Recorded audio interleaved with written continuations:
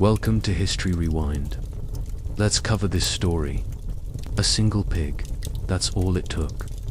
One pig, rooting around in someone else's potato patch, set off a diplomatic crisis that almost led to war between two global powers, the United States and Great Britain. It sounds like the plot of a political satire, but it's true.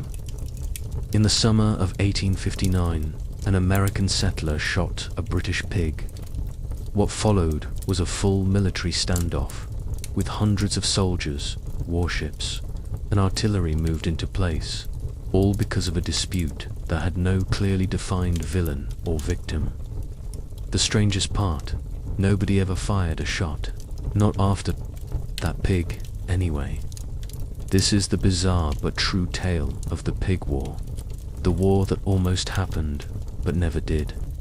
A story filled with imperial ambition, fragile diplomacy, confused cartography, and a truly unlucky hog. Like, share, and subscribe if you like the video, and comment at what time and from where you're watching the video.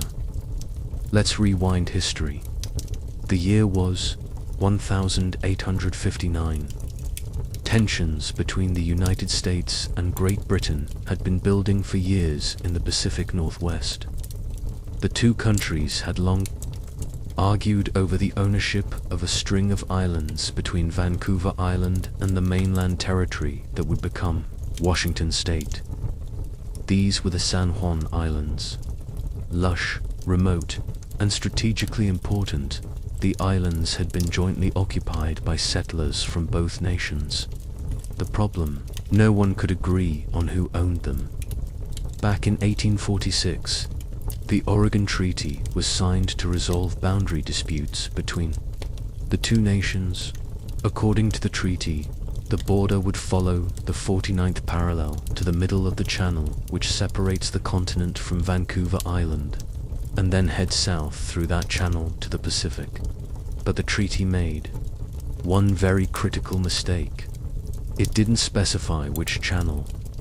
There were two, the Haro Strait and the Rosario Strait, with the San Juan Islands sandwiched in between.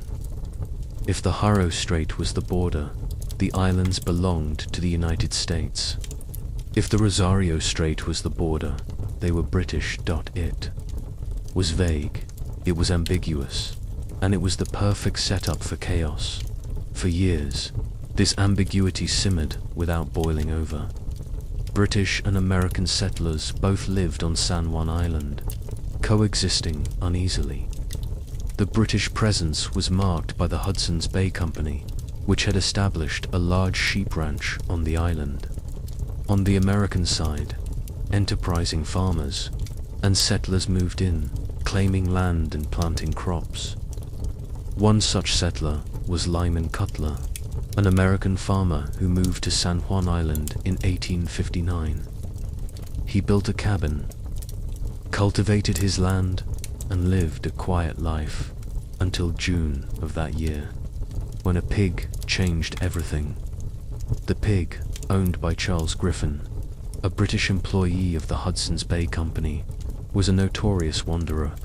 It had free reign of the island, and often dug into gardens. On June 15th, it wandered into Cutlar's property and began rooting through his potato patch. Cutlar had warned Griffin about the pig before, but this time his patience snapped.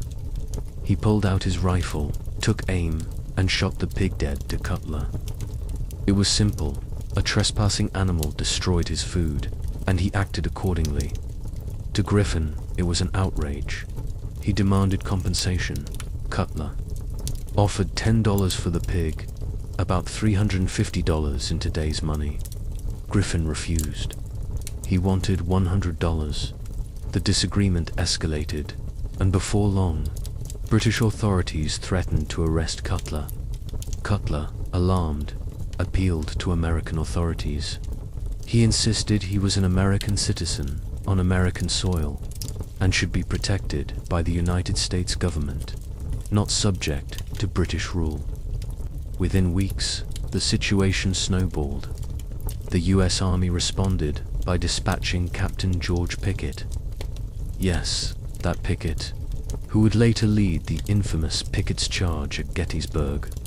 Pickett landed on San Juan Island with 66 men of the 9th Infantry Regiment. His orders: defend American citizens and their property. Pickett planted the American flag, dug in and made it clear the US would not allow any British interference.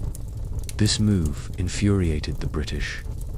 The Royal Navy sent 3 warships under Captain Jeffrey Hornby to the island, each heavily armed and crewed. Hornby was under orders to avoid direct conflict, but made no secret of his displeasure. So now you had 2 imperial powers, eye to eye, weapons drawn, on a remote island, over a dead pig. It was ridiculous, yet dangerously volatile. Both sides reinforced their positions. The US soon sent more troops, and the British landed nearly 500 Royal Marines. By late August, over 450 American soldiers and 5 British warships were stationed at San Juan Island. Gun emplacements were set up. Orders were given to hold positions. Tensions were at a boiling point. What's so astonishing is how close they came to actual war. One misunderstanding, one drunken night, one itchy trigger finger, that's all. It would have taken, but cooler heads prevailed. The British Pacific Governor, James Douglas, wanted to escalate. He believed the Americans had violated British sovereignty. But British Rear Admiral Robert L. Baines, in command of the Royal Navy in the Pacific, refused. Baines famously declared he would not involve 2 great nations in a war over a squabble about a pig. His words likely saved hundreds of lives, and possibly thousands. Meanwhile, back in Washington, D.C., word of the crisis reached President James Buchanan. Already dealing with intense political divisions and sectional tensions, remember. This was just 2 years before the US Civil War. Buchanan did not want a foreign war on top of it. The US sent General Winfield Scott, the most senior military officer in the country, to negotiate. Scott was a seasoned diplomat and strategist. He'd helped avoid war with Britain during a border dispute in Maine years earlier. Now, he sailed to the Pacific to resolve yet another one. When Scott arrived in October 1859, he immediately calmed the situation. After negotiating with both sides, he proposed a joint military occupation, a peaceful compromise. Each country would keep a small, non-aggressive military presence on the island, while diplomats in London and Washington worked out the actual border. British and American camps were set up, just a few miles apart. And remarkably, the soldiers got along quite well. They traded goods, held joint celebrations, played sports together, and even attended each other's funerals. For the next 12 years, both countries occupied San Juan Island peacefully. The only blood spilled was that of the original pig. It wasn't until 1871, under the Treaty of Washington, that both sides agreed to submit the boundary question to international arbitration.